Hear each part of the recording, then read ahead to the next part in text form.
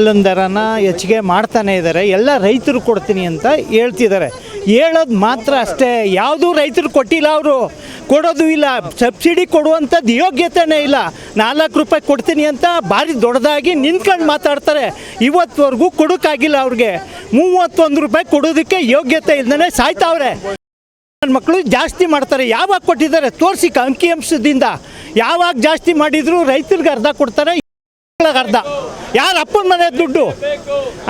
ಆಮೇಲೆ ಇವರು ಮೋದಿ 6,000 ರೂಪಾಯಿ ಮಾಡಿದಾಗ ಯಡಿಯೂರಪ್ಪ 4,000 ರೂಪಾಯಿ ಎಕ್ಸ್ಟ್ರಾ ಮಾಡಿದ್ರು. ಈ ನನ್ನ ಮಕ್ಕಳು ಬಂದು ರೈತರಿಗೆ ಏನು ಮಾಡಿದ್ರು? 4,000 ರೂಪಾಯಿನೂ ಕಿತ್ಕೊಂಡ್ರು. ಏನು ಯೋಗ್ಯತೆ ಇದೆ ಇವ್ರಿಗೆ ರೈತರ ಬಗ್ಗೆ ಮಾತಾಡೋದಕ್ಕೆ? ರೈತರನ್ನ ಹಾಳು ಮಾಡೋದಕ್ಕೆ ಇವ್ರು ನನ್ನ ಮಕ್ಕಳು ಬಂದಿರೋದು. ಇಂಡಸ್ಟ್ರಿಯಲ್ನವ್ರನ್ನ, ಲಂಚ ತಿನ್ನೋರನ್ನ ಇವ್ರು ಮಾತ್ರ ಬೆಳೆಸ್ತಾ ಇರೋದು. ರೈತರನ್ನ ಯಾವುದೇ ಕಾರಣಕ್ಕೂ ಉದ್ಧಾರ ಮಾಡ್ತಾ ಇಲ್ಲ, ಹಾಳು ಮಾಡ್ತಾ ಇದ್ದಾರೆ. ಯಾವುದೇ ಕಾರಣಕ್ಕೂ ಇದನ್ನು ಎಚ್ಚರಿಕೆ ತಗೊಂಡು, ಇಲ್ಲ ಸರ್ ಕೊಡೋದಿಲ್ಲ, ಅವರು ಯಾವ ಸಾರಿನೂ ಕೊಟ್ಟಿಲ್ಲ. ರೈತರು ಕೊಡ್ತೀನಿ ಅಂತ ಹೇಳ್ತಾರೆ ಅಷ್ಟೇ. ರೈತರ ಹೆಸರು ಹೇಳ್ಕೊಂಡು ತಿಂತವ್ರೆ. ಯಾವಾಗ ಕೊಟ್ಟಿದ್ದಾರೆ? ಅಂಕಿಅಂಶ ತೋರಿಸಿ. ಅವ್ರು ತಾಕತ್ತಿದ್ರೆ ಎಷ್ಟಿದೆ ರೈತರದ್ದು ಸಾಲ? ಇಂಡಸ್ಟ್ರಿಯಲ್ನವ್ರಿಗೆ 1 ವರ್ಷದಲ್ಲಿ ಎಷ್ಟು ಮಾಡ್ತಾ ಇದ್ದಾರೆ? ಏನು ಮಾಡ್ತಾ ಇದ್ದಾರೆ ಸರ್ ಇವರು?